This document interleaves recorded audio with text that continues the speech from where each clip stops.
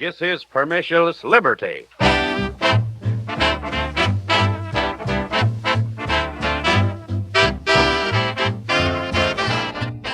Hello, everybody. I'm Adam Knott, and I'm joined by Daniel Sanchez. And we're going to continue our discussion of libertarian ideas. And I'd like to begin by just doing another brief outline about what libertarianism is and as a context for what we'll be discussing today. And again, libertarians in the context of society basically believe that they're either being told what to do or told what they're not allowed to do. And this is all going on without their consent. In other words, I didn't sign a contract with anybody, or nobody asked me if I agreed with this, but every day when I wake up, there's new laws and new restrictions and new mandates. And this has been going on, this is nothing new. This has been going on for decades. As a matter of fact, it's not even anything new as far as the world's concerned. The world, they don't even see a problem with this. But libertarians have an inner conviction that they're being coerced. And but they're a very small minority in society. So the question is there anything we can do about this other than just kind of go along with the spirit of the age that we're in?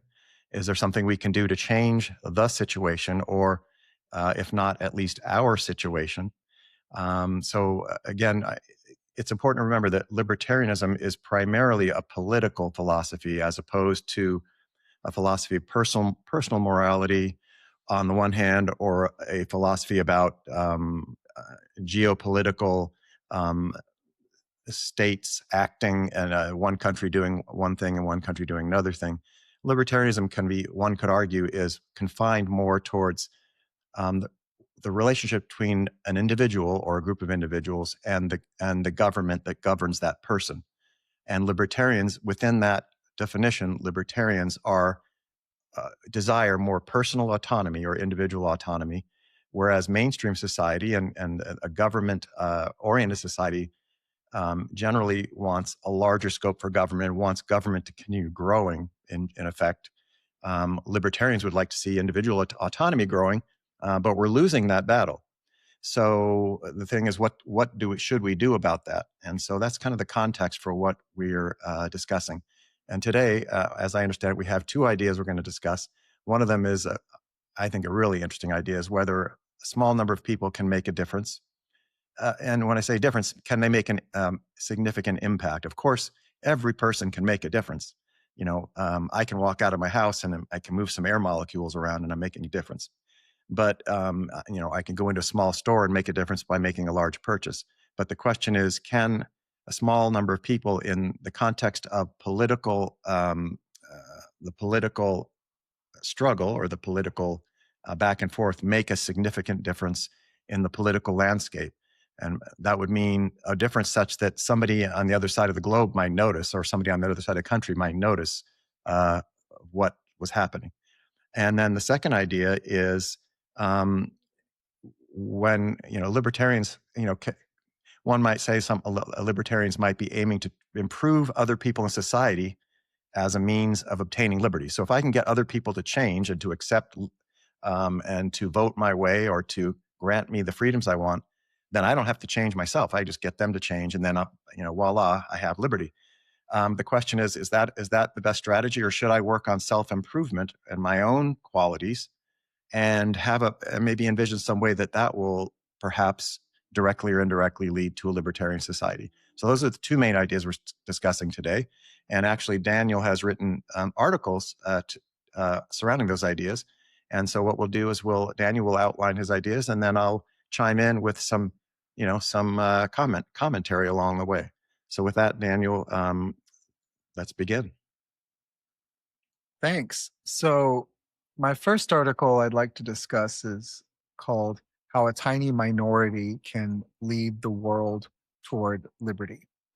And in that article, I go through some of the ideas of Leonard E. Reed, who is the founder of the Foundation for Economic Education, where I work. And particularly from his book, Elements of Libertarian Leadership, which is sort of his handbook on how to advance liberty. And in that book, he wrote, "A study of significant political movements or vast social shifts will reveal that every one of them, good or bad, has been led by an infinitesimal minority. Never has one of these changes been accompanied by mass understanding, nor should such ever be expected." And I think this is relevant to some of our previous discussions because um, one of the things that you've mentioned is that we libertarians are vastly outnumbered, and so the big question is like, what can we do about that? Like, how can we achieve liberty when we're so vastly outnumbered by non-libertarians? And I think that your ideas hold promise in sort of a praxis kind of way, as like how to actually achieve liberty uh, directly, even without having to change minds. Um, but I don't think we should give up on the project of changing minds, especially because, as Reed argues, you don't have to change the minds of the masses. In fact, you well, that is to say, you don't have to um, reform the understanding of the masses so that they actually understand the freedom philosophy. You do have to sway prevailing public opinion because, as Ludwig von Mises um, talked about, and as we covered in our other uh, show in one of the another article that I wrote, that ultimately it's the prevailing public opinion that holds sway in terms of the general direction of policy, or whether there is freedom and to what extent. Um, but Leonard Reed's point is that you don't have to have this, you don't have to have the masses understand the subtleties of libertarian theory. And so he uses that as an example, the founding. So in the American Revolution, that it's not like the average revolutionary could tell you John Locke's second treatise of government like line by line or anything like that. Um, but Thomas Jefferson could, and a lot, and the other founding fathers, and a lot of intellectual leaders who we don't even consider as founding fathers. Like pretty much the entire intellectual, public-minded class were thorough Lockeans. They were steeped in John Locke, and they understood the philosophy. Your average American farmer didn't necessarily do so, and yet he was willing to die for his liberty because he trusted the thought leadership of those who did. And it was only a tiny infinitesimal minority. He also uses like a bad example of movement in a bad direction, that it's no coincidence that the Bolshevik Revolution, that it was based on a theory. Like it wasn't just people just becoming randomly resentful against the rich or the capitalist class, just as much as the American revolutionaries had ultimately a set of ideas that was ultimately derived from one particular book, the Second Treatise of Government by John Locke. The Bolshevik Revolution and the wave of communist revolutions that followed that, it's no coincidence that there that it was Marxist, that it was highly influenced by the works of Karl Marx, especially the Communist Manifesto and Das Kapital. Now, of course, the average revolutionary also didn't understand, Marx's exploitation theory based on the labor theory of value, but at least enough people followed the leadership of revolutionaries like Lenin and Trotsky, who did that. They could tell that they were well versed and they had some sort of an intellectual framework for offering the hope that they knew what they were doing, that they had some kind of blueprint for a future society. And well, if I yeah, may, Dan, I think yes, please. what you've just outlined there with the examples of our revolutionary times and the Soviet revolutionary times, excuse me. If imagine right now, imagine that Harvard University, if all the professors there were intensely interested in freedom, and that's all they were writing about, and that knowledge that they were doing was then going to the New York Times and to Hollywood, and then Hollywood and the New York Times were popularizing it, then that's what we're talking about. As it so happens, it's the other way around. People at Harvard are busy thinking about new ways to regulate, because they have the theory of quote unquote market failure. That's their base case. In other words, the market always fails in their mind.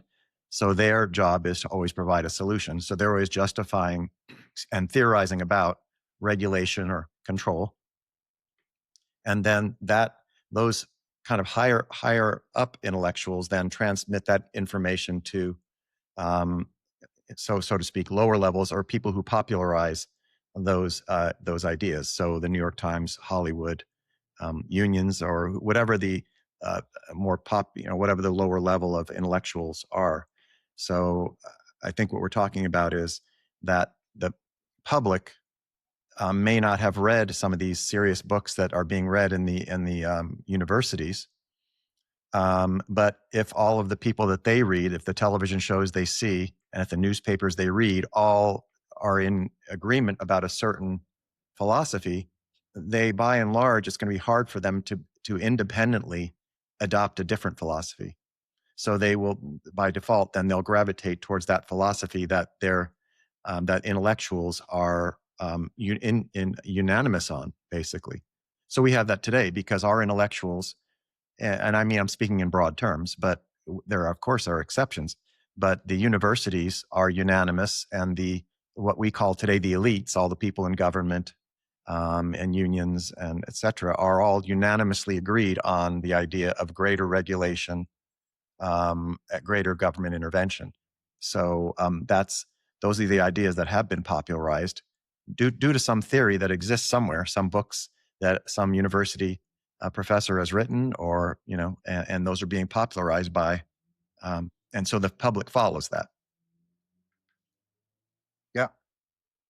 But yeah, that doesn't mean that things can't change, because before classical liberalism became triumphant, the prevailing opinion and the prevailing paradigm was what's called absolutism. That was sort of like the wave of the future, was absolutism in the 16th and 17th century. And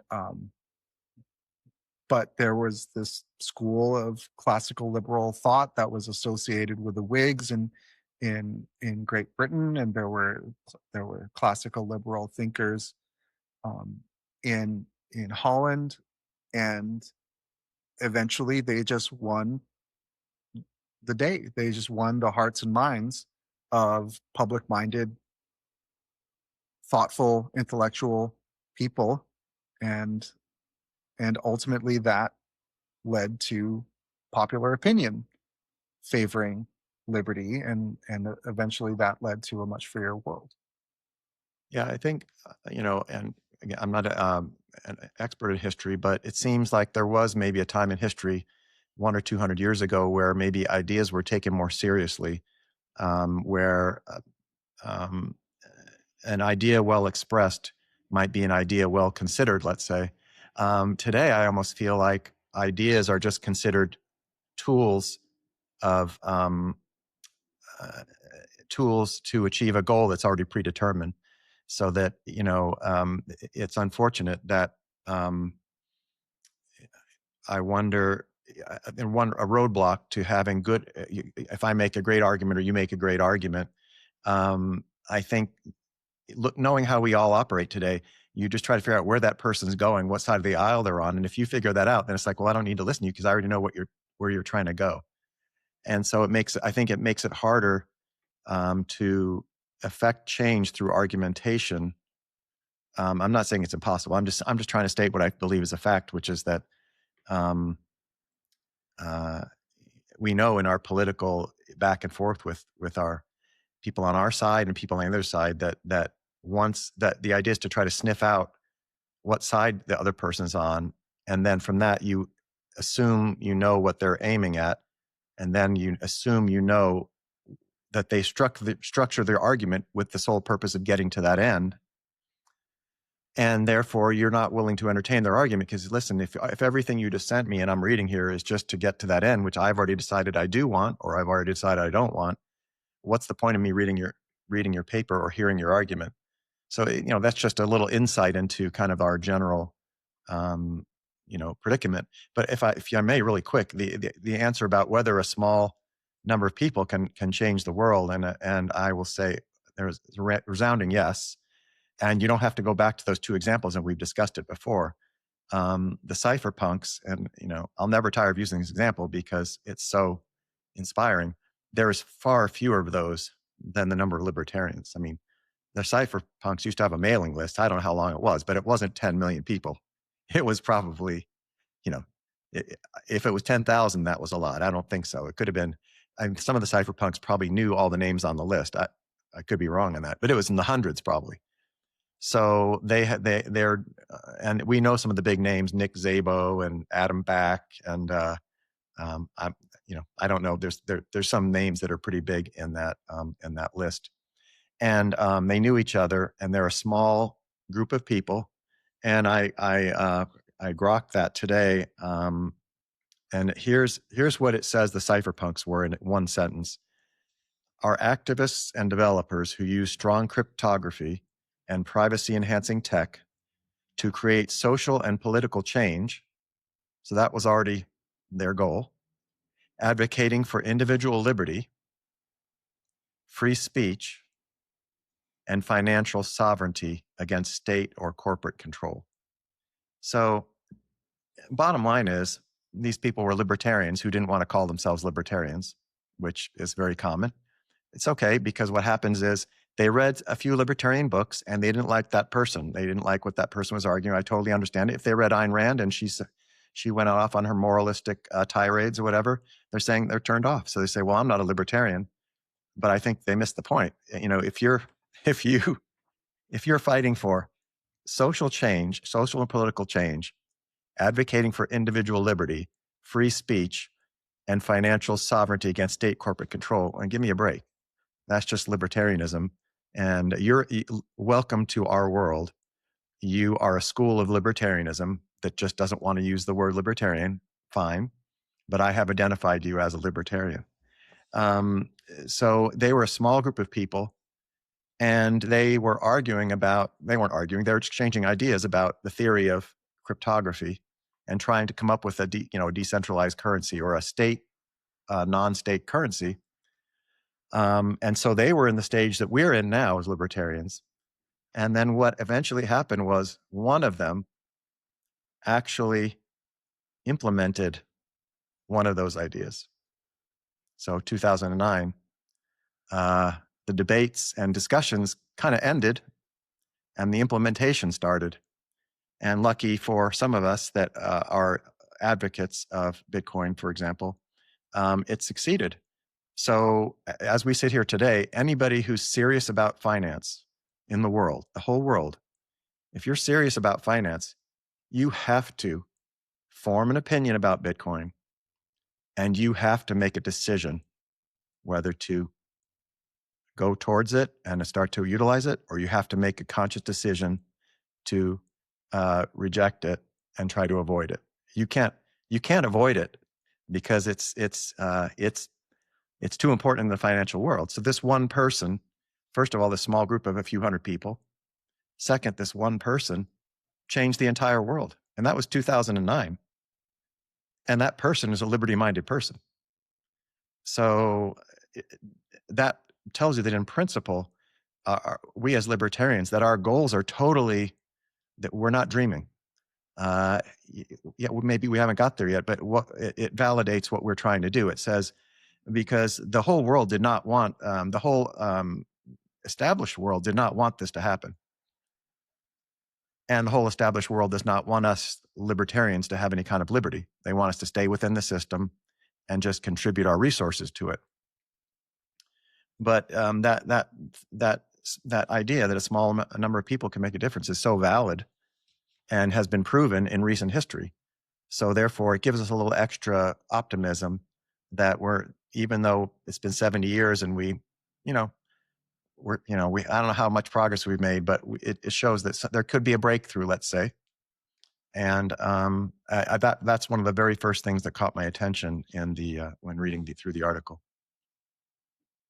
Yeah, I love that it started with a newsletter. Well, I'm sure that's not your very original start, but that was just a big nursery for it, like a seed bed for it. Was just this relatively small community of people, geographically decentralized, who were just in communication with each other through a newsletter. And I think you see that kind of phenomenon happen over and over through history.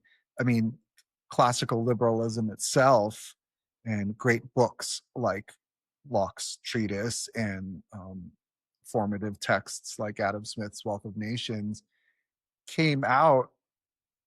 emerged and blossomed out of this rich seedbed that was known as the Republic of Letters. And in fact, just the Enlightenment in general blossomed out of that. And what that was also a geographically decentralized community of thinkers who were, publishing books, publishing essays, writing letters to each other, writing responses to each other's works, and it was called a republic because it was kind of like a transnational, geographically decentralized community that was changing the world, and it was hard for any single government to crack down on that. And out of that came, not only those great books like that, but whole movements and ultimately revolutions and founding documents like the Declaration of Independence and the Constitution. And so that also, had a transition where it was, just talking at first and just building ideas, but ultimately led to implementation. I do think that with crypto and cypherpunks and that it didn't, the talking didn't really stop when implementation began, right? Because I remember when Bitcoin became huge, there were lots of theorists talking about okay, how do we build on that? How do we what are other uses of the blockchain besides currency, like contracts, for example, and other things that can develop, right? Yeah. If I had to rephrase, I would say that that once it was introduced, now everybody could see how to do it, so that you didn't have, in other words, you didn't have to debate how it might be done. Now you could just go do it. Because if you look at one of the crypto websites, there's thousands of cryptocurrencies now. But I think that, yeah. So I thought it was interesting in their history, the cypherpunks history. they were definitely building on past ideas. So Satoshi Nakamoto used a idea that had come, that I think is Adam Back had come up with 10 or 20 years previously. So in other words, the person who eventually solved the problem took ideas that were already existing and recombined them in a way that hadn't been thought of before. So that was the benefit of all that exchange of ideas, because a smart person could look and say, oh, that one failed for this reason and this failed for that reason. So they could see that what the problem was from the testing that had been done, the previous cryptocurrencies that had failed or non-state currencies that had failed. And so what Satoshi did is he put in place the last one or two building blocks that were the weak points of the previous ones. So this was really, really beautiful thing. Now, just a real quick note before I give it back to you is that I think that's a little bit what's sad to me about the Mises Forum, is because we kind of had, now, I don't know if we were all cypherpunks, what the levels were, but we had some pretty smart people. And that was that exchange of ideas. And, if you take that back to 2013 and you go 12 more years, you don't know kind of what may have happened, but definitely the exchange of ideas kind of, in that sense, stopped. And then everybody had to kind of go find their separate, let's say. And then so that there were collaborative building on that platform then stopped. And so if you didn't find a new one that was also doing that same thing, my case is I didn't. I was never able to find that again. And so, it's just a little bit sad to me that our mailing list, so to speak, was closed around 2013 or 14. I forget what year it was. I do have other things that I saw in the article, but I want to give it back to you because I know you have some things. Yeah, I think one thing that is recapturing some of that magic are Discord servers that forums have kind of gone by the wayside and been replaced by social media. And social media, because of just the big tech and their algorithm, monetizing of the customer base and censorship and infiltration by governments, that you're not seeing the same kind of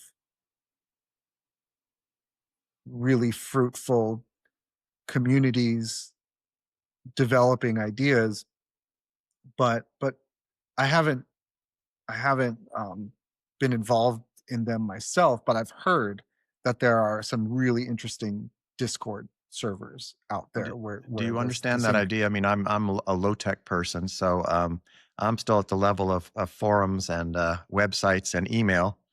New to of course I text, but I'm not a natural with that. So, do you have a concept of what a Discord server is for the layman audience or for somebody such as me?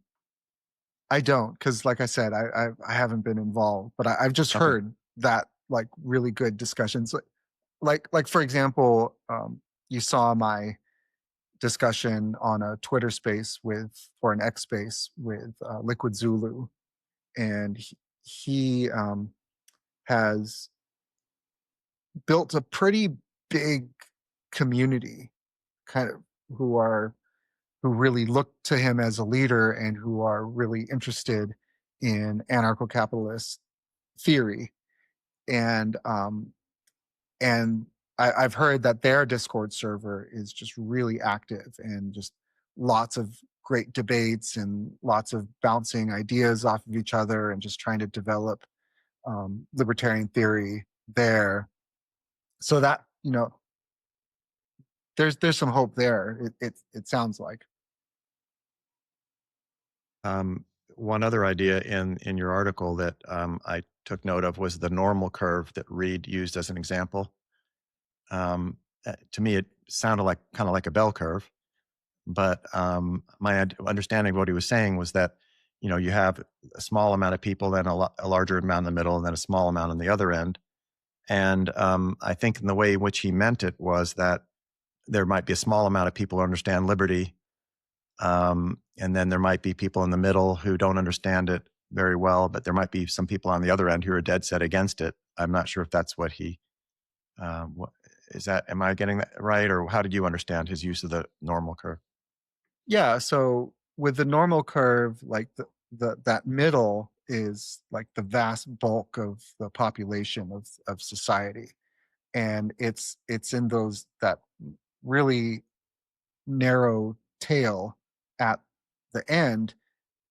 He posited that, there are people who believe in freedom on one end and people who believe in authoritarianism, basically, to some extent or another on the other end.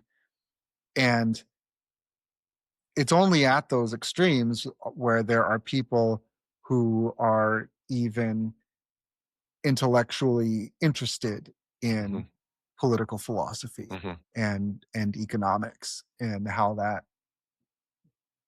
relates to what kind of a society we should live in. And that the vast bulk of society in the middle, Leonard Reed says that they're as interested in fully understanding the freedom philosophy as an average person is in how to compose a symphony. That they might be like audiences of a symphony. They might be interested in hearing a symphony, but they're not interested and they don't have the disposition to develop it in the same way that you can't expect the vast majority of people to have the skills and the interest to and the comparative advantage to be a theorist to a political theorist or an economic theorist, and at most you can expect them to be sort of like listeners of those who are. And his lesson is that, like, if society is moving away from freedom, the that that means that the anti-freedom intellectuals are winning the day. And it means that, in spite of having truth on our side, the libertarian intellectuals are not. And this relates to the other article that I wrote. And Leonard Reed's ultimate conclusion from that is that if that's happening, that means libertarian intellectuals aren't doing their homework. He said that they're not demonstrating the qualities of thought leadership that are needed to win the day. And ultimately what that means, he identified three virtues of a thought leader. And first of all, there's I'll get the exact quote here.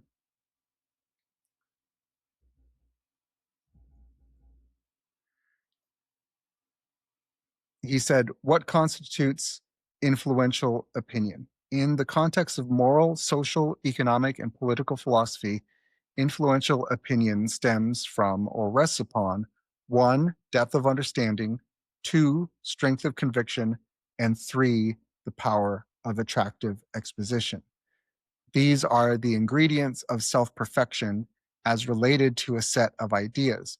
Persons who thus improve their understanding, dedication, and exposition are the leaders of men. The rest of us are followers, including the out front political personalities." And so we've talked a lot about, like, why are we failing so bad? Like, libertarianism has existed for however many decades, and in terms of like classical liberalism, centuries even. And yet, things, at least now in this century, in the past 100 years or so, have been steadily moving away from liberty, like, in spite of the fact that we have all this, like, liberty literature, like all these books coming out. But ultimately, Leonard Reed said that we haven't been like, to the extent that those books have truth in them, that people who are trying to push for liberty aren't studying those books well enough to articulate in their own words the ideas in a attractive way. And um and we're not going to turn things around until we start really doing our homework and start becoming better students and better expositors of the ideas of freedom. Well, that, I think this is a very important point, and I do have a little twist on it, as you might assume. But so what I wrote down is what he said, and I think you may have just said that if the masses are rejecting liberty and accepting tyranny, that means anti-freedom thought leaders are outperforming the pro-freedom thought leaders. So to me, what that means is that in the public arena or the public square, the two sides are arguing, let's say, and the public is siding with the one argument versus the other argument. And so we're losing the argument in that very plain sense. And I'm going to Well, say, okay, I'll just quibble with that, is that it's not necessarily arguments directly that's happening. Like to some extent, there's both sides just preaching to different audiences without necessarily coming into conflict, although debates are happening at the same time. and I meant that. In other words, I didn't mean there was any formal debates or any, even any debates at all. They may be talking past each other, but in the sense that the ideas are being propounded toward the public at large. So again, whether it's the New York Times or Harvard University or the Cato Institute or the Mises Institute, the true believers already believe.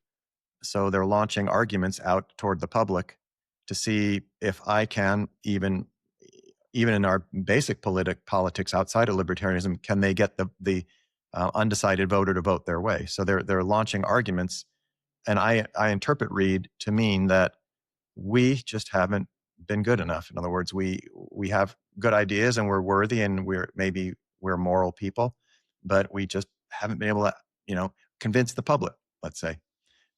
Now, I'm just taking that as the steel man or the straw man. That's just what I'm going to go with as my argument.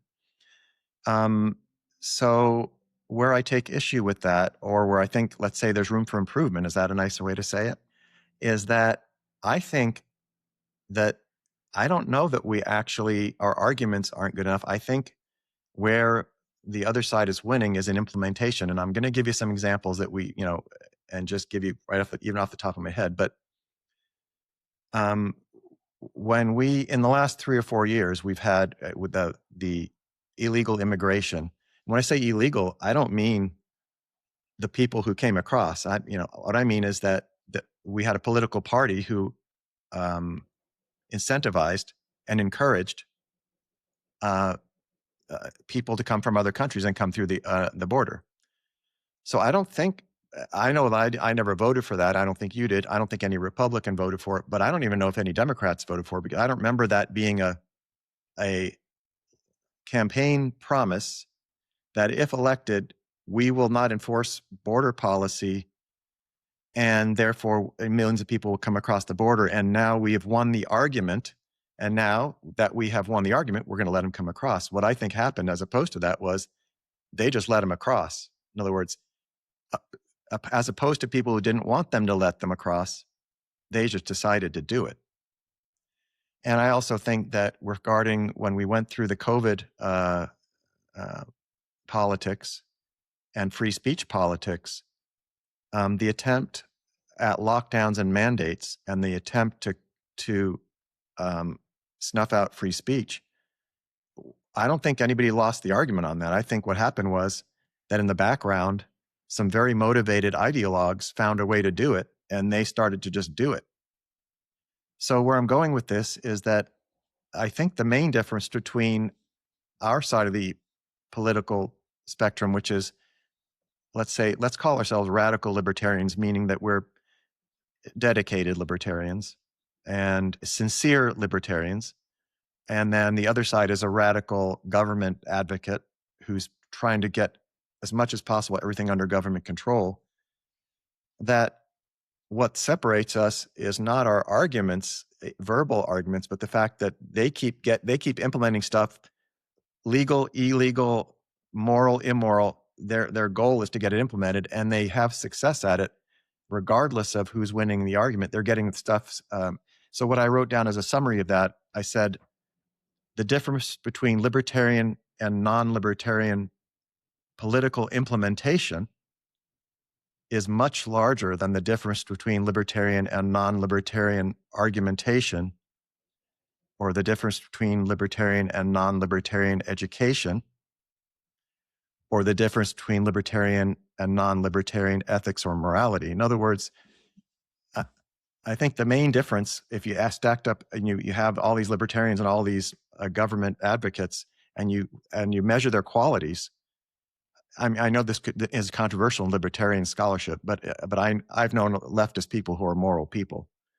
So I'm giving them the benefit of the doubt that you can be a moral leftist, because all you want is more and more government control to equalize society, so that there's not as many haves and there's not as many have-nots, and that you equalize them. So at its most benign interpretation, leftism is just trying to get rid of individual autonomy, which leads to big wealth disparities.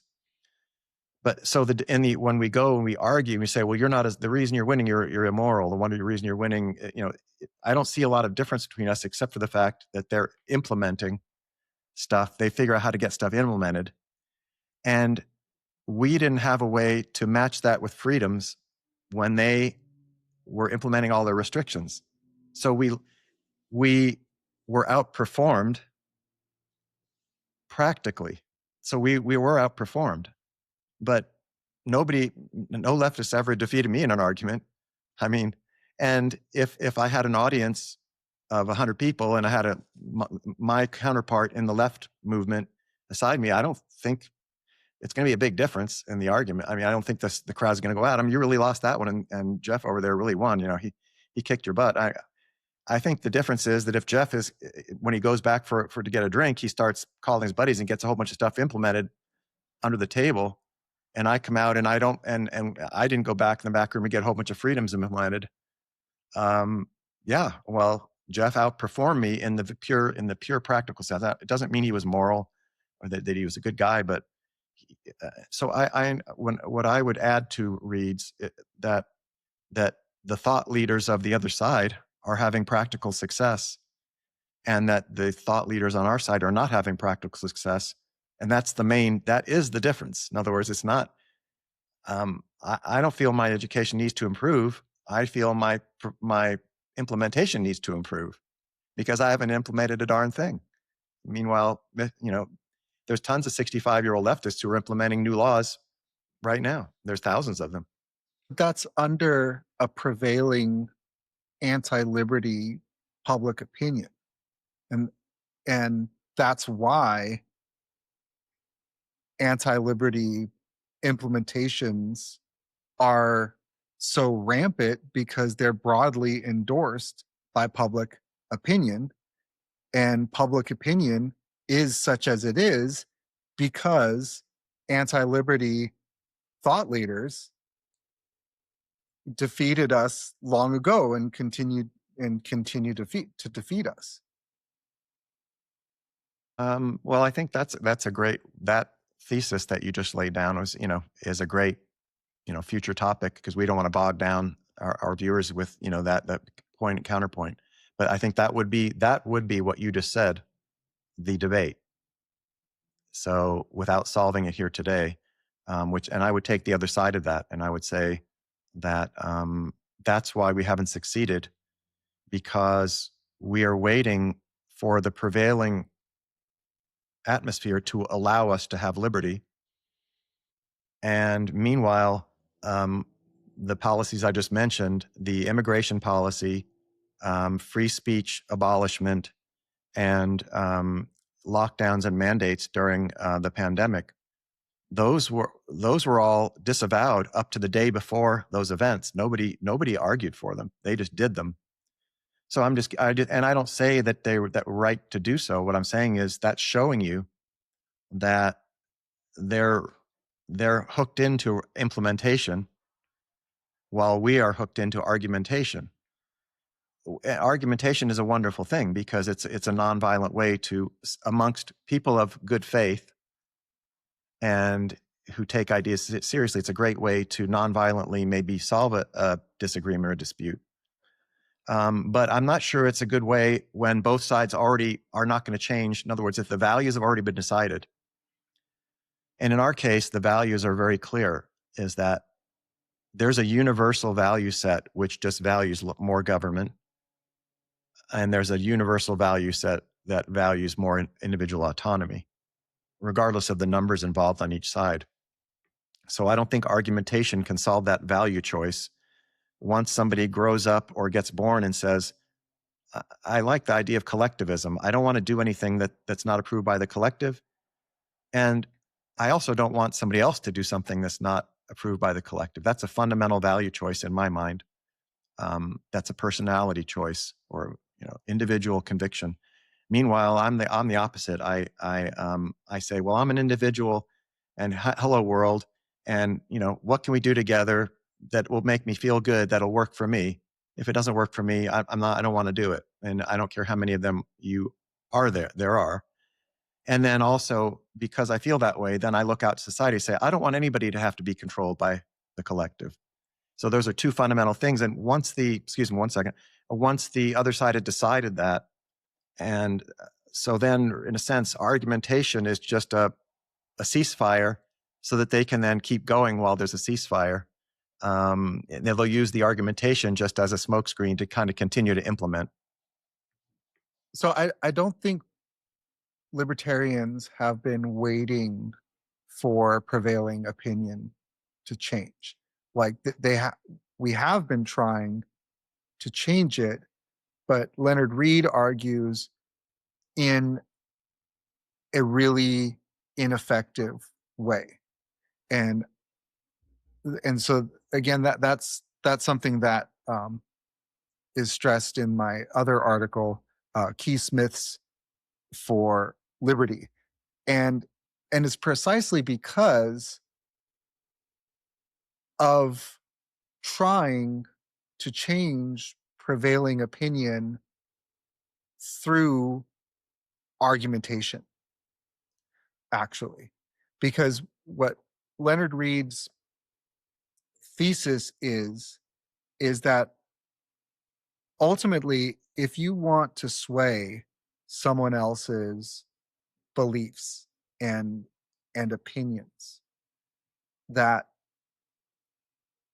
and especially if you want to sway a lot of people's beliefs and opinions, that the thought leaders, first and foremost, they need to make sure that they have an understanding themselves, that they really understand these ideas in the first place.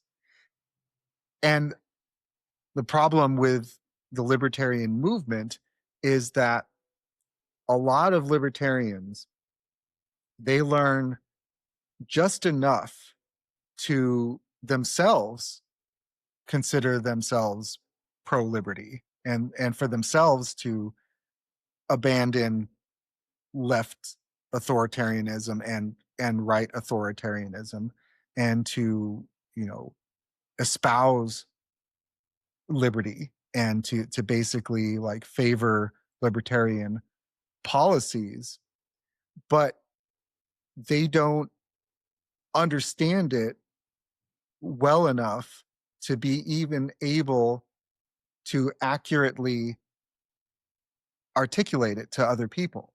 That they're really bad expositors. And so what you have is you have a lot of like fans of liberty who are not students of liberty. Like they're just like rah liberty. They're like fans of the liberty brand, but they're not students of the freedom philosophy. And that's a big reason why the libertarian movement is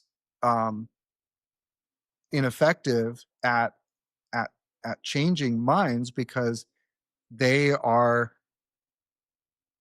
basically quote unquote arguing at a really shallow level, and often ineptly, because they don't actually understand their own philosophy well enough to even counter objections to it, and well enough to make plain to like an honest someone who actually is open-minded about it, why it's true and why it works.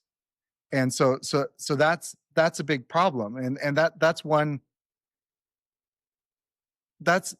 I think one difference of perspective that I have with you, because you seem to think that the liberty movement has been like, spending plenty of time actually understanding these ideas. But I think that that's true of like you and me, and that's true of like people um who we respect, and people who are in our small circles. But as far as like the liberty movement as a whole, that's not actually true. That they're not studying. That they just read just enough at the very beginning of their liberty journey, and then they stopped reading, and they stopped reflecting, and they stopped thinking, and they have no idea ultimately what they're talking about. Um, so as I understand, you're saying that there's that we as libertarians, let's say there's I don't know what percentage of society you think is kind of libertarian in the most broad sense, as opposed to mainstream and as opposed to being dedicated government advocates at 2%, 5%, 1%, and it's a small number. And I think what you're saying is that since we don't have our house in order, we can't speak with a single voice, and then we're non-persuasive. And I don't deny there's truth to that. But again, I think to repeat something I mentioned maybe in the last few times we talked, I'm not sure there's a very broad agreement amongst the top most dedicated libertarians. Like, I'm not sure if my vision of liberty is the same as Hans Hermann Hoppe or Ayn Rand or other people we could talk about. I'm not sure if it would be the same. As I've jokingly said many times, every libertarian is a philosopher king, and I mean that when I've discussed ideas with people, they have firm convictions on their vision of libertarianism, and that it's a source of pride for each of us that we feel philosophically capable and accomplished, let's say, each in our own way. And but what I had written down as the note is, and I guess this is more regarding mainstream society, but have they heard the ideas, but they just don't get it? Or have they heard the ideas, understood them, and rejected them? And here's another way of seeing it, that why I guess I keep returning to the fact that I think the issue is more than persuasion, is because referring to the government advocates, to me, and I think you'll agree with this pattern, all government advocates want to implement another government program. And what we've been taught as libertarians, it's libertarianism. I don't know if it's 101 or 201 or 102, but it's the first or second lesson we learn is that's going to create a problem that they're going to want to solve with another government program. So the program is going to be some sort of restriction or mandate. It's not a voluntary, government programs aren't voluntary. So it's going to be a restriction or a mandate, and it's going to lead to certain problems that, like Obamacare as an example. And the solution for the government advocate is going to be another restriction or another mandate, another program. So that's how you get to communism, because you keep doing that.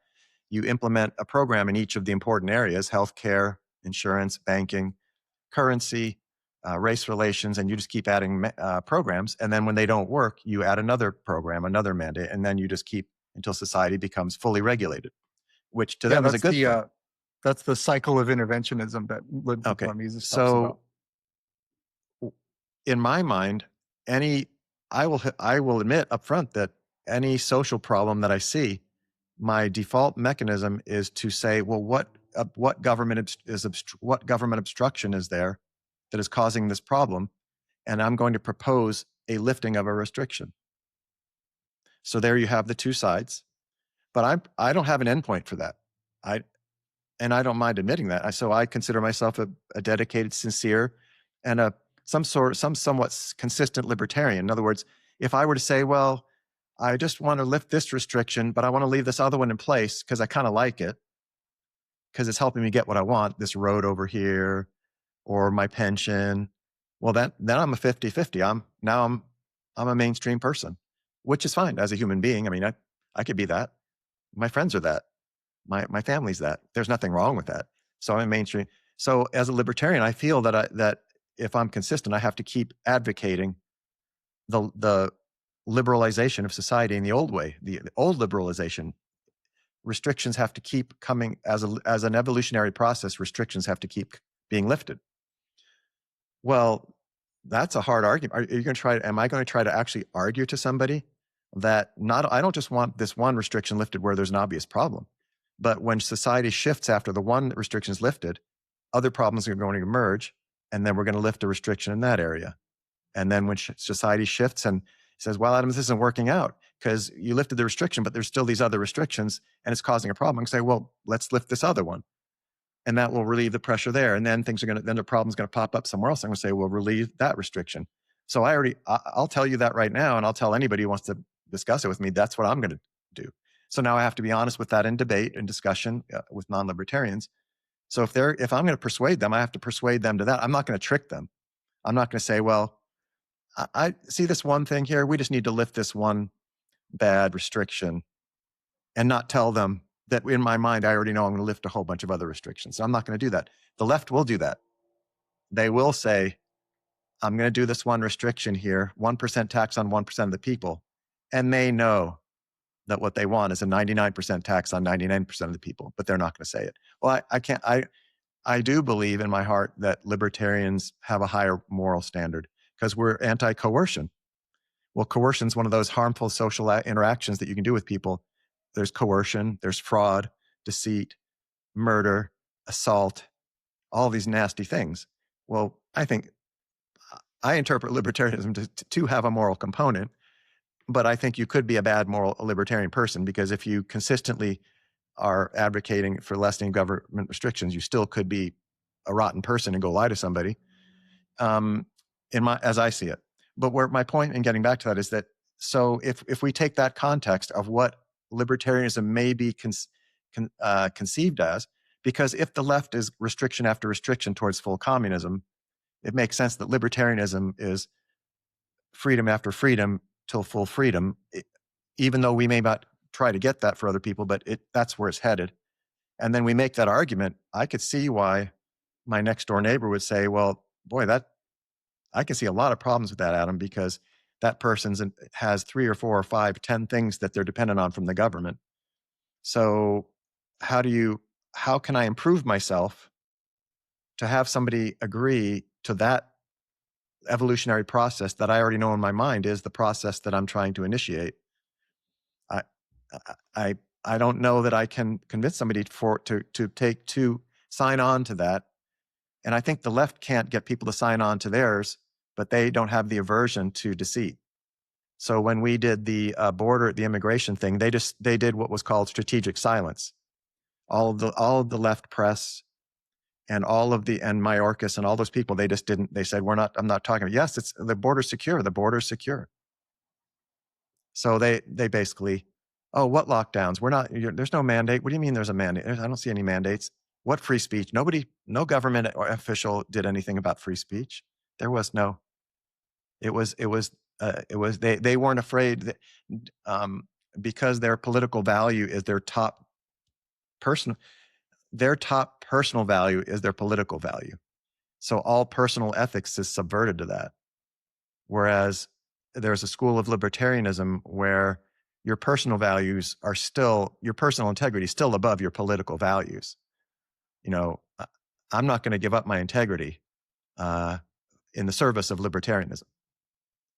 At least as I feel as we sit here right now. I mean, if I do it in the future, then you call me out on it. But So, and leftism has the advantage in the sense that all personal morality can be subverted to the political goal, and thus the deceit.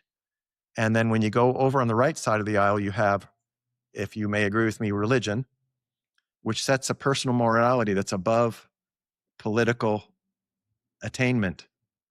It's above it. And for me personally, what I have that as well in my own personal ethics and my own personal integrity. It's above my political attainment. I'd rather be a person with integrity in non-libertarian society as it exists today than a person of no integrity in some envisioned libertarian future. It's not that hard of a call for me.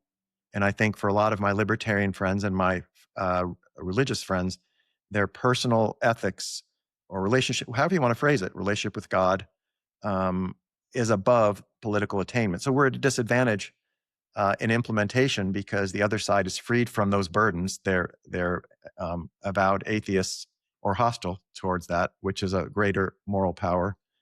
And they're not afraid to lie for a greater cause. So I'm sure I went on too long there. So earlier you said that libertarians, that we have the right ideas, and also that like questioning whether non-libertarians haven't like have rejected. Do they not get Yeah. it, or do they get it and they reject it? Did they make a value choice and say, Adam, I hear what you're saying. I hear what you're saying. I don't want to do that, what you just said. Or do they just don't get it? Because I told them, oh, freedom is this great thing. You must not have understood what I said. Did you miss the part where I said it's a great thing? And they said, So- Adam, So Reed's argument would be that they didn't actually hear the ideas, and that a lot of libertarians actually don't have the quote unquote right ideas. They have like a superficial inkling of the ideas, but they don't actually have the ideas themselves. And like Leonard Reed always points out, that you can't share what you yourself don't have.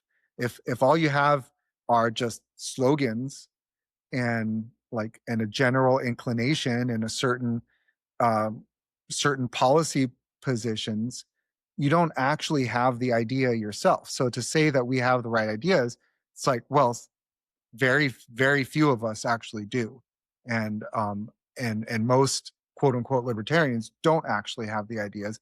And therefore, uh, non-libertarians who have heard slogans and like isolated arguments, they haven't actually heard the ideas at all. And so you can't really blame them for rejecting a notion that that you can that even though abolishing one government intervention might make at least a short-term setback for people who were relying on that government intervention, because they don't even have they don't understand the principle that, especially like I have this other article called Freedom Needs a Philosophy, and there I cite Henry Hazlitt, who talks about that a lot of times we play like whack-a-mole with anti-liberty positions, and we say like, oh, okay, well, we shouldn't have the minimum wage because then it would cause unemployment, and we shouldn't have these pro drug prohibitions because then you actually get more overdoses and all these things, and so you're playing whack-a-mole with like individually tailored arguments that may or may win over one person on a specific policy, but they still have the general anti-liberty worldview, like the general anti-liberty philosophy, as their basic operating system, their basic paradigm. All we've done is just done little tweaks, but on the margins. But the philosophies, it's still there. and what Hazlitt argues is that you need to present your own overarching paradigm, your own overarching philosophy, and then they can they can have a premise to work from. Once only when that's replaced are you able to stop playing like policy whack-a-mole, and then like kind of like the key turns of just like, oh, I see, it's just this whole like system of rights that tends towards these towards economic order and towards civilization and peace and conflict and solution and individual solution making, and so I think that like that problem that you so rightly identified, that still ultimately it boils down to most of us not even understanding that philosophy as a whole ourselves, much less being able to present the philosophy as a whole to other people.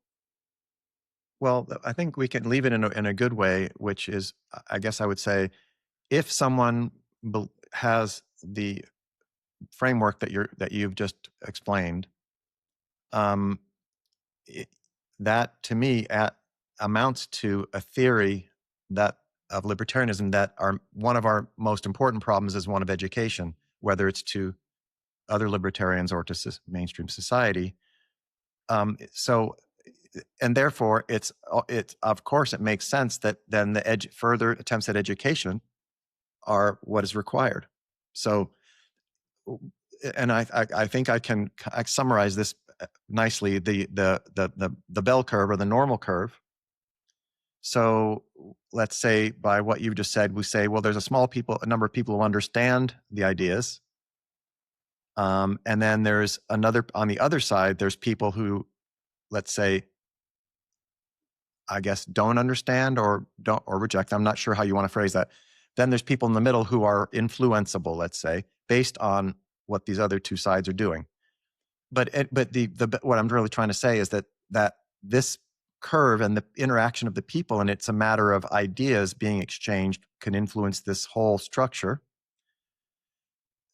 So what I'm saying is that what I have decided for myself is that I interpreted this structure of the two ends in the middle as non-changeable convictions. So I interpreted it for my own work.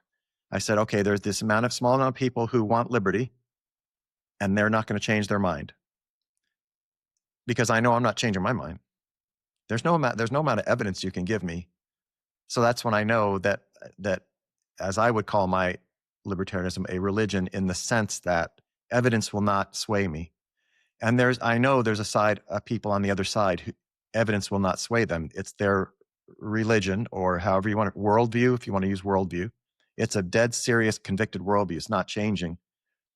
And then there's people in the middle who are unchangeable, not with regard to whether they could be swayed, but with regard to the fact that they are 50-50. In other words, they're not going to buy onto radical communism. They don't want the Chinese model. They don't want to be locked up in their apartment towers during COVID when they're wailing out the windows, and the authorities bring in a small amount of food for them for 3 straight weeks.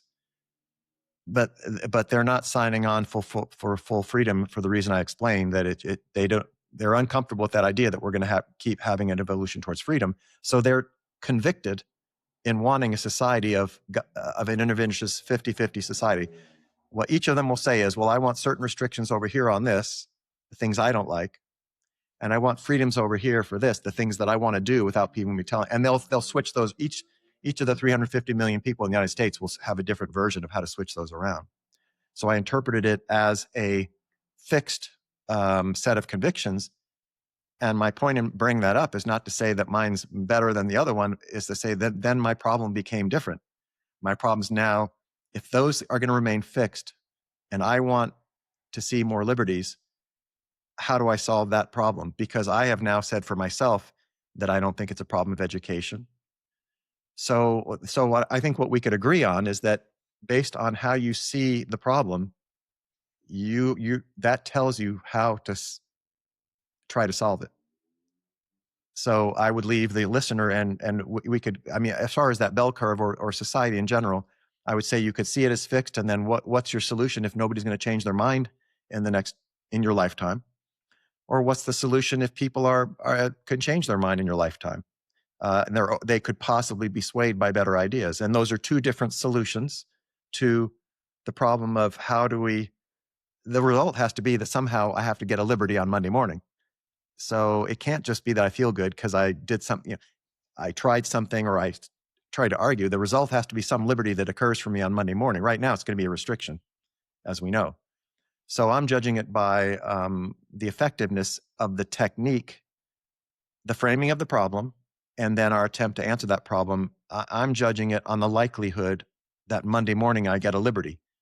And then the next Monday morning, I'm going to try to hopefully get a second one. And then I'm going to hope that other people say, oh, look at that. That's how you get some liberties. And they'll get a third and a fourth one. But we've been over this, I know, a little bit. But I would say that however you frame the problem is how you will seek to answer that problem. I think we can agree on that. Is not that controversial. Yeah, and I would just say that the way Leonard Reed framed the problem is not that the giant middle has an unchanging conviction, 50-50 conviction. Like the under his model, the giant middle can be swayed, and they're not necessarily like fixedly convicted to any particular ratio. I think that the big middle will never be as principled as the people who actually understand the ideas. So like if the libertarian extremity is like 100-0 for their ratio, even if they win the day, and even if they lead the world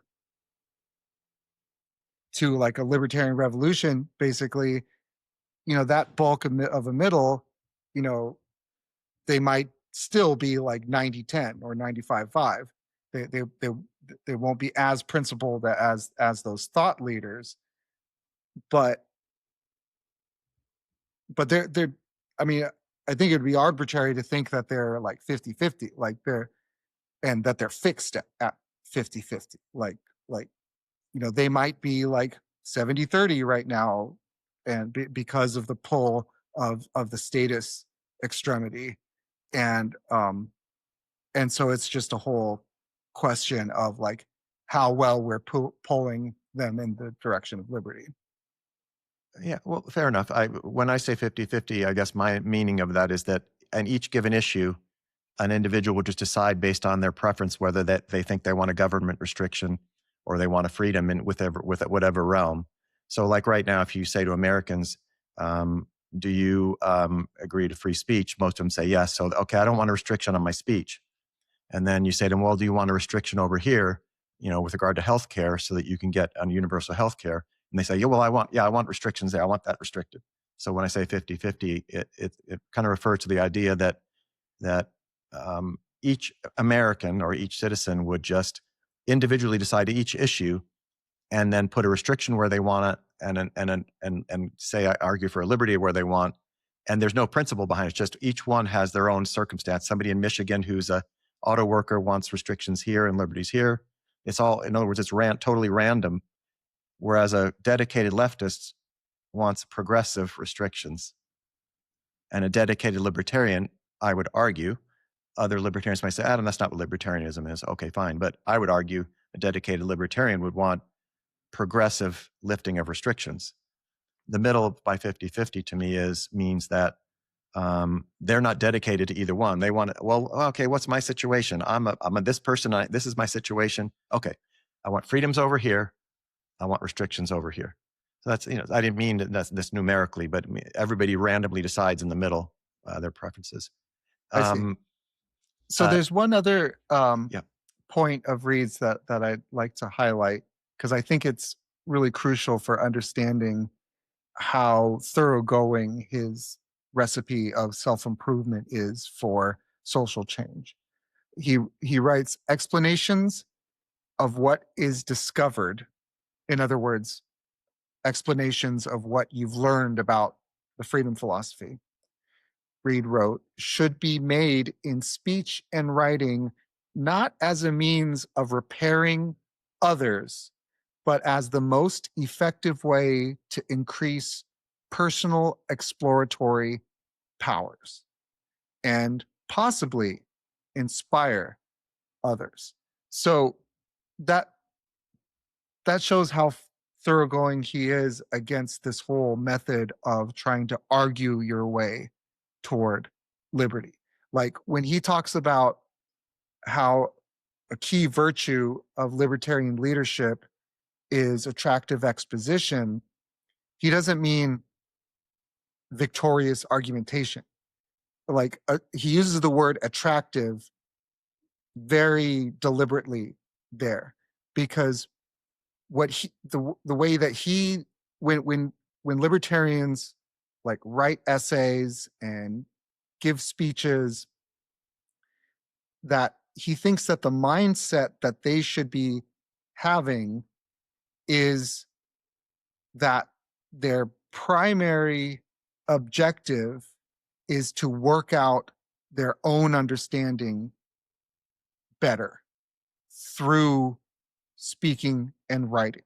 So like, this always resonated well with me, because like when I first started creating libertarian content, writing Mises dailies, like really like the main, like what really set me out to start writing these ideas in the first place was that I was studying them. Like I was reading like treatises of Mises cover to cover, and I was trying to work out my understanding of what he was saying. Like I was trying to work out my understanding of his epistemology and of what praxeology means, and of his vision of the market society and things like that.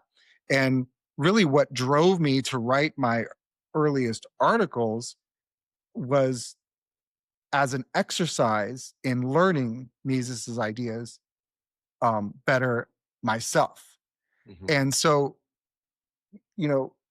writing and speaking, it can be taken, it can be approached in an argumentative way, in a polemical way, with the ultimate objective of like, okay, there's the only point in doing this, I already know everything that I need to know. Like it's just a matter of these benighted listeners and readers who disagree with me, of like correcting them with my superior understanding.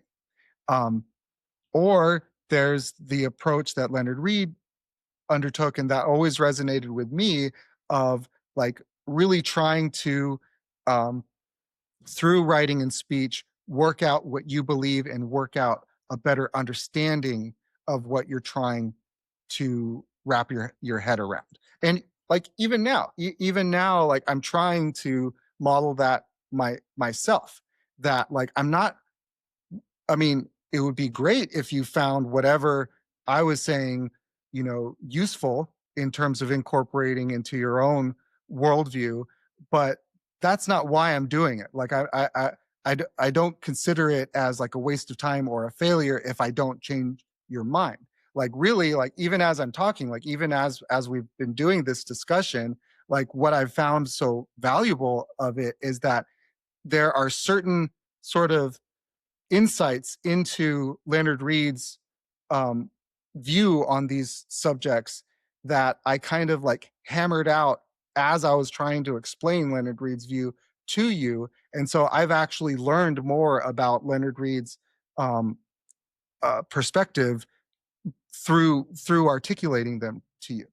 And so what Leonard Reed's recipe is that if libertarians were more exclusively focused on, when they're writing and when they're speaking, that they're trying to understand the ideas better than themselves, that has an attractive quality, that people see those they see the writers or the speakers, you know, dedication to understanding, dedication to the truth, and working things out. And so they, for one thing, they don't get on the defensive, because they don't start thinking like, oh, well, this person's just trying to, like, you know, win an election, or trying to, you know, change my mind so that I stop opposing him on a policy level. And then they get defensive, and they get pugnacious back, and they get more wedded to their worldview, and they don't trust you because they think that you have some ulterior motive. But but when libertarians are writing and speaking as a learning exercise and as a truth seeking exercise, it's actually more attractive to them, because of the authenticity, and because of, like, the non-confrontational aspect of it. But also because if you're doing if you're taking that approach, then you are understanding things better yourself. You have a more complete and accurate, and thus persuasive picture of the ideas that you're trying to work out. And that makes it even more attractive, because other people say, like, oh, well, this person really knows what they're talking about.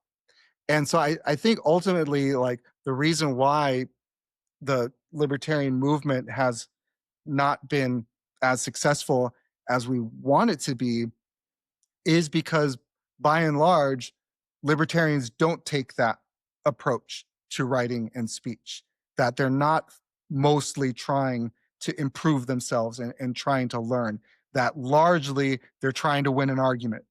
And that is what's holding us back in attracting people to our ideas. Mhm.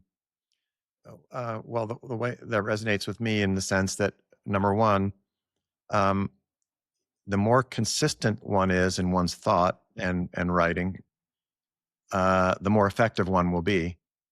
I mean, I was thinking as you're talking, like, I could say to somebody, you know, oh, take your time. Or I could say to them, hurry, but don't rush. So which one would be more effective? I mean, one of them's a little contradictory. So I do view our task, let's call ourselves, you know, libertarian intellectuals, that consistency is super important. And the part of doing self-reflection or in putting your ideas on paper is to test them. And I know I've done that in my writing, is trying to see, well, is what I'm writing consistent? And then I think if you do that, then you're a more effective communicator. But the other device that I've learned, and that also ties in with my vision of libertarianism, is that if you can be more descriptive and less, and I think less moralistic, and just say how you think things are as a fact, as opposed to that one person's bad and the other person's good, I feel that's more effective as well. I know that could be debated in libertarians who might approach it differently, but for any immoral act that somebody can tell me that someone has done, I can find a way to describe it that shows what they were trying to do and the method they were using to try to get that or do that. I can change it into an agnostic analytical action. Whatever the thing is they do, no matter how despicable or how immoral, you could say, well, here's what they were trying to do, and then they went over there and they did this and they did that. So in political writing, there is a way to say that. I mean, when I say the other side wants a full, it's not an accident that I say there are our political adversaries want a society of full government control.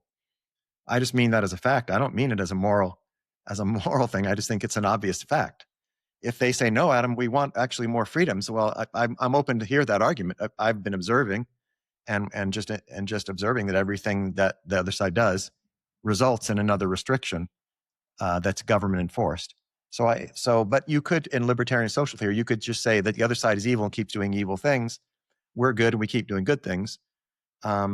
but I would phrase it as the other side keeps enacting restrictions, and we keep trying to figure out, well, how can we get out of these restrictions and mandates?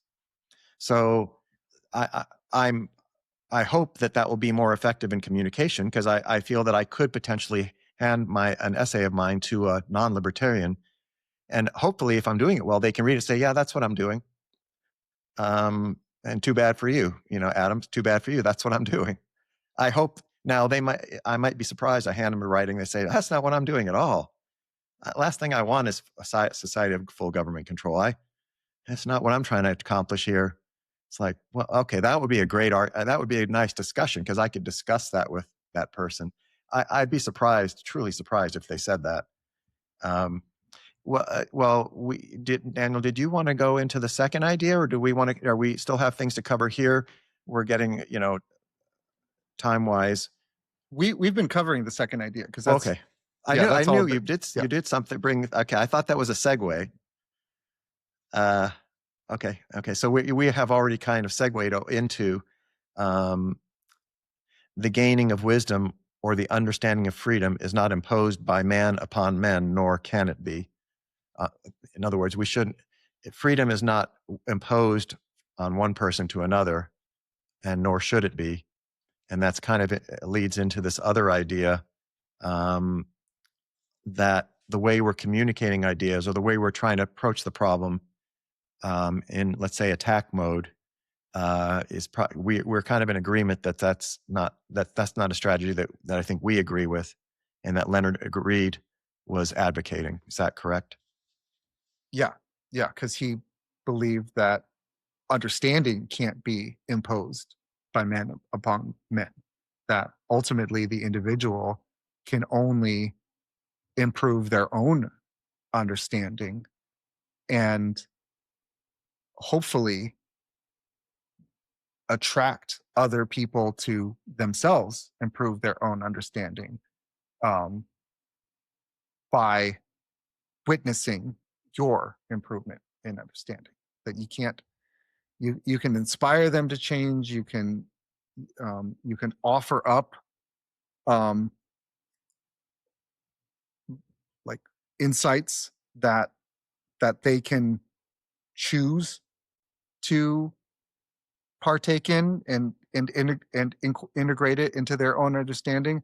But ultimately, they have, like, as Reed put it, that they control the gateway to their own mind, and they have the lock. They control the lock. Like, you can offer keys that they can take and try on themselves, but ultimately they're responsible for their own unlocking, their own liberation from fallacy and misunderstanding and darkness. Yeah, and I had that. If you try to force someone else's lock, they will only resent you and your keys for it. And I had written a note: can we obtain liberty by force, whether mental or physical?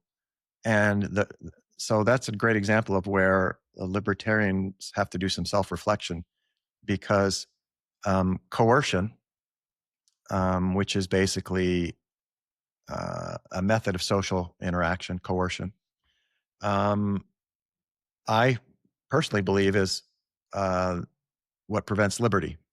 Okay, because the government says, well, Adam, here's a set of fines and punishments that we have a list of. If you don't do this other things that we don't want you to do, then we will not give you those fines and punishments. So it's a trade. It's a coercive trade, basically saying, threatening to harm somebody and then offering to withdraw the harm in exchange for what you want. So that's the classic one that we all know, is the gun. Give me your purse or I'll shoot you. So basically what happens there, I threaten you with harm. I offer to withdraw the harm in a trade. You're not going to feel good about this trade. I may or may not feel good about it, depending on my personal, morality.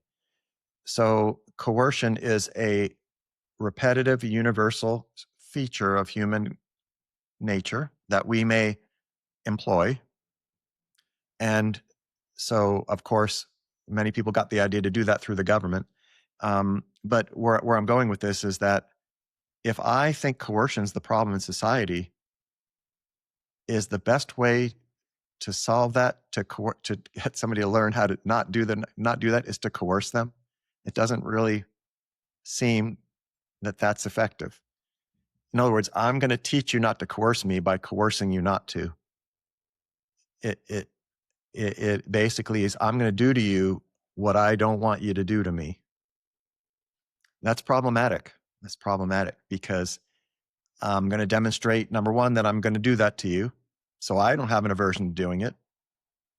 So I've just demonstrated that. And I'm demonstrating that that I see that as a valid means to get what I want. And then I'm going to demonstrate to you that making you feel bad is part of my social philosophy, because I'm going to just do it. I'm going to coerce you. It's going to make you feel bad. You're not going to enjoy it. So I'm going to set into motion a whole bunch of things that that I'm supposedly trying to extricate myself from, not realizing that I'm reinforcing the very social behavior that I'm trying to solve. When I say that, I always have to be cognizant. Personalities can be coercive. My personality, in the sense that it's kind of forceful, tends to be that way. So I grant that somebody can say, "Well, Adam, I've been hanging around you a long time. You're a coercive guy when you're arguing, man, and you're putting me in these weird argumentative positions, implying this and that." So yes, I grant that. But when I say coercion here, libertarian context, I'm really kind of referring to the more very serious kinds, not just a bad guy who's mean to you, but the actual force.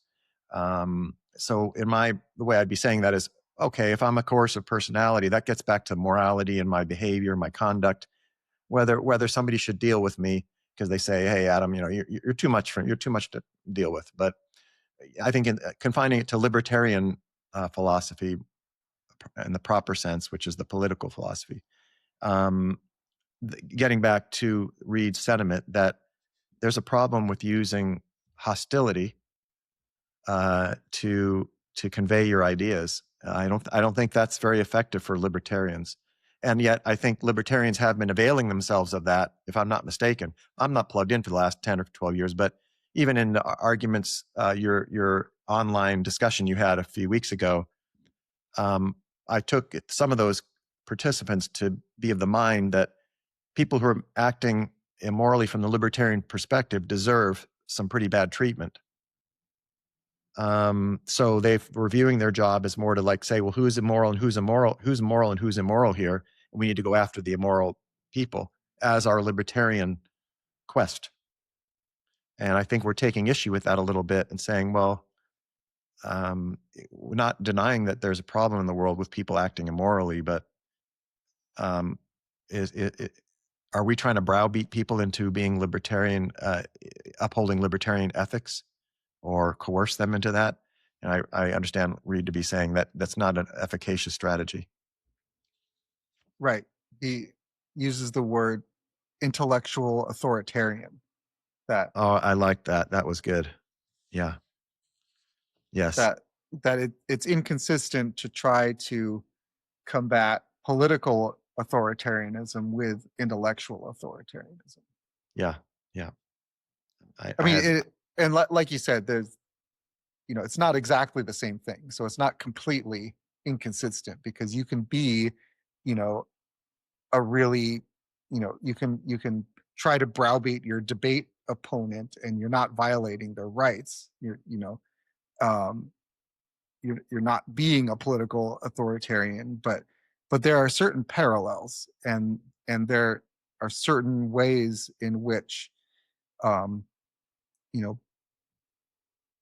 browbeating someone figuratively is ineffective for similar reasons that browbeating them literally is, in terms of getting you what you want out of society.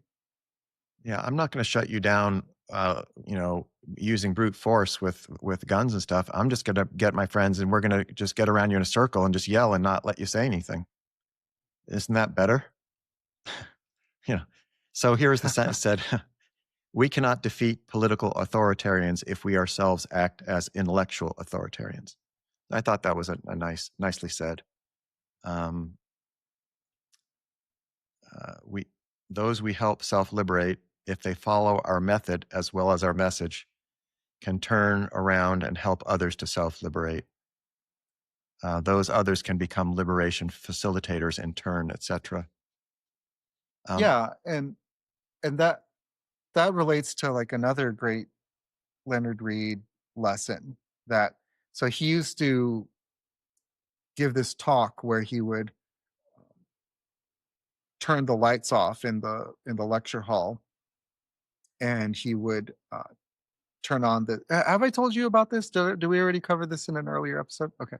he he would turn on an electric candle, and he would um he would say that there's no way that he can impose his light on other people. um but what he can do is he can try to increase his own light. Um, and that's like a metaphor for self improvement and for learning and for improving someone's understanding of freedom. And what that can do is that can attract others. Like the eye is drawn to that light, especially people who are mired in darkness and in intellectual confusion and falsity. And and what can happen is that the more understanding you have, like the more brightness that you cultivate in your own light, um, the more you have to share with others. And by that light, they might be able to find and light their own little candles.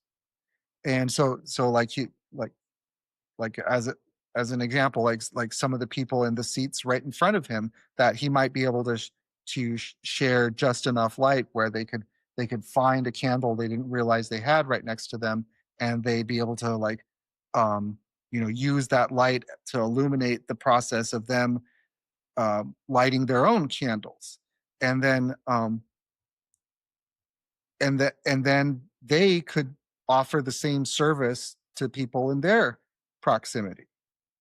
And maybe there's someone who's so talented at understanding these ideas, um, and articulating these ideas, that they have like a really powerful light where it's like a beacon. And maybe they could like illuminate the whole room and help all these people find their own understanding of the freedom philosophy. And so that's his theory of social change, is that if it's basically what I've called it is that it's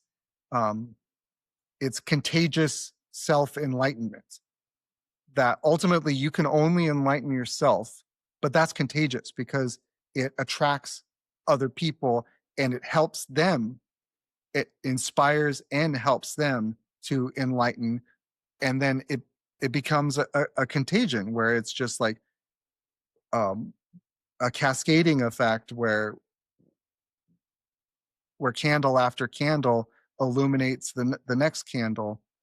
And that's how the world that's how he sees liberty as actually spreading, is that it spreads the fastest the more people are dedicated to their own self-enlightenment.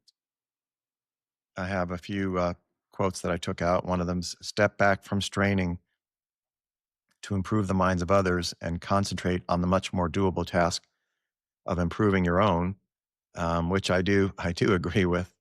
So I wrote down, the problem of libertarianism is not external, it's internal to each libertarian, internal to libertarians as a class. So I think what we're arguing for is self-improvement, and individually, and therefore of necessity as a class of individual libertarians. The more you improve yourself in this way, the more you will help and inspire others to share in your learning.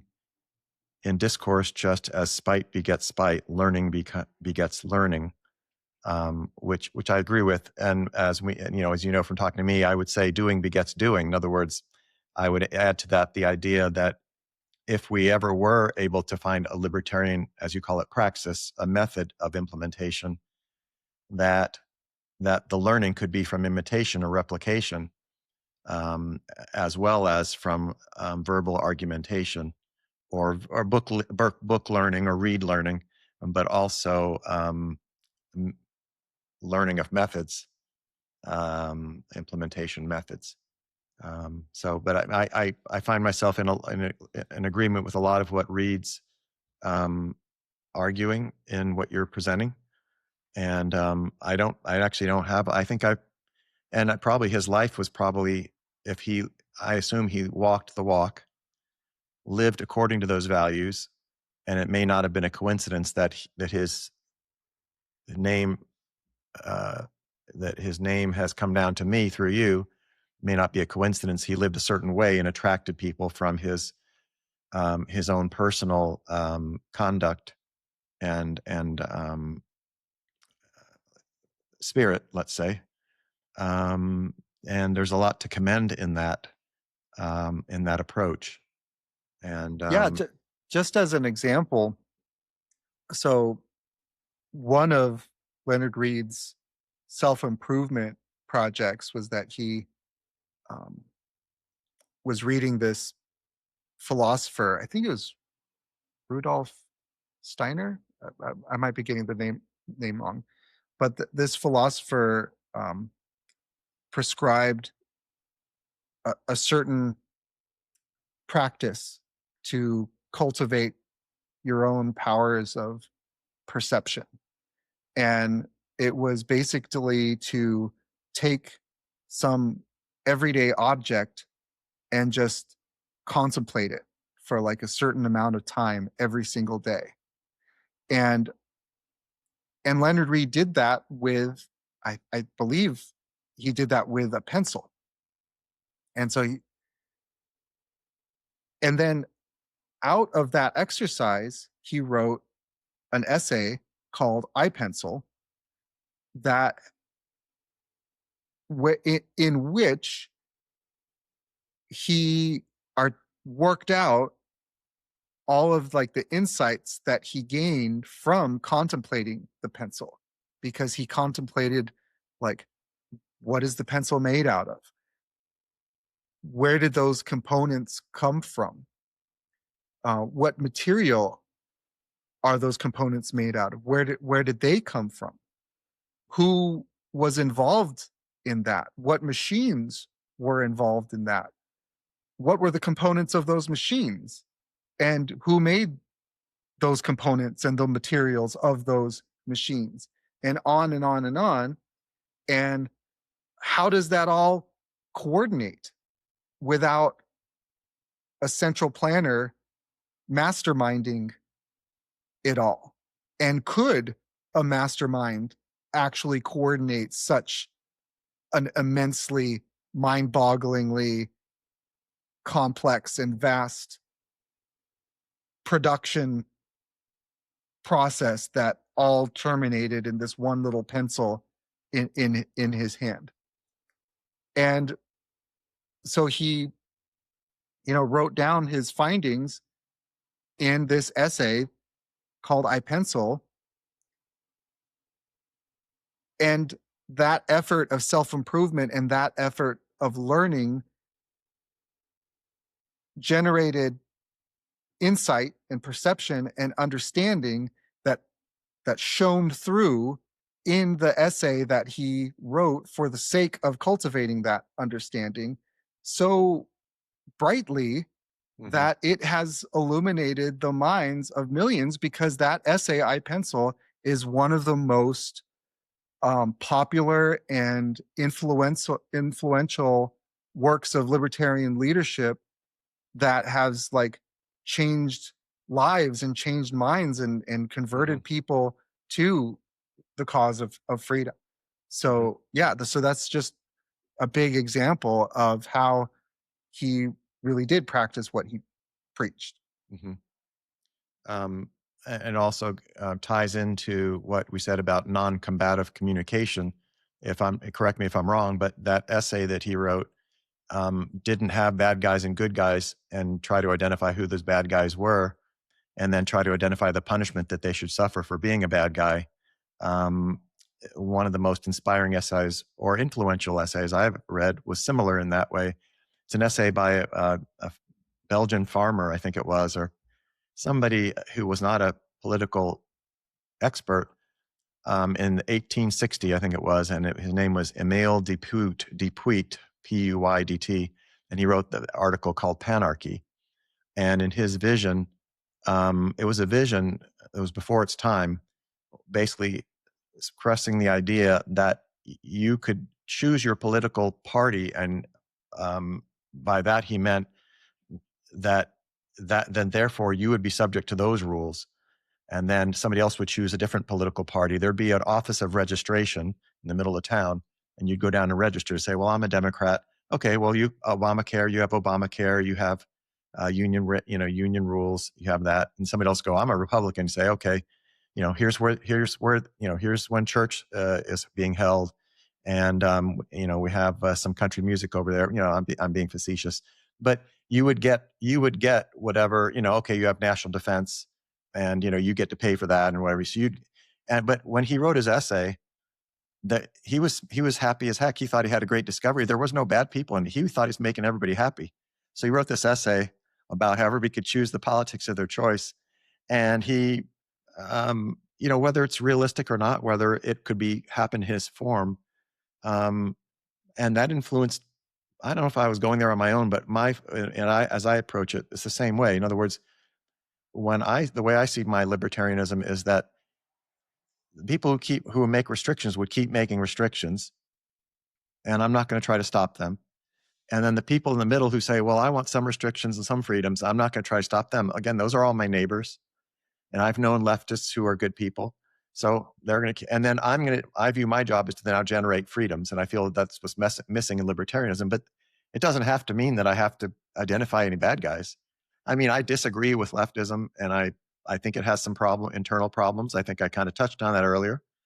But I try in my thinking about these things to just think in terms of, as Reed's article was with the pencil, how does this thing work, and what part can I play in this, and how can I get what I want peacefully, and that I would be happy with being a libertarian. So how can I do that? How can I solve that problem?